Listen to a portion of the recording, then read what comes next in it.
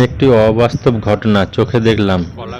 রূপনারায়ণ নদীর শাখা থেকে একটা রূপনারায়ণ নদী থেকে একটা শাখা বার হয়ে গেছে যশোরের দিকে, যশোর শিবরার দিকে। সেই নদীর ধারেতে জাহানা বিবি একটা কলা গাছে লাগিয়েছিল, সারিবদ্ধ করে কলা গাছ লাগিয়েছিল। তার মধ্যে একটা কলা গাছেতে কমসে কম 19 থেকে 20টা মোচা পড়েছে, কলা ফুল যেটা বলে কলা মোচা পড়েছে। সেই মোচা দেখতে লাইন সারিবদ্ধ হয়ে লোকেরা সব দেখছে। একটা অবাস্তব ঘটনা চোখে দেখে সবাই ভিড় জমেছে এই কলা গাছটিকে দেখার জন্য।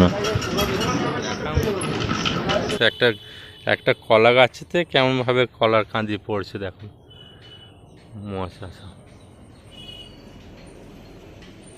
কতগুলো মোচা পড়ছে।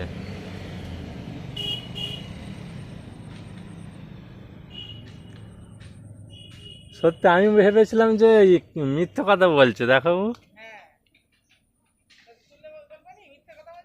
হ্যাঁ, কি জীবনে এই প্রথম দেখলাম, একটা কলাকান্দিতে দুটো দেখেছি, কিন্তু এই তো 45টার মতন পড়েছে একটা কলাকান্দিতে।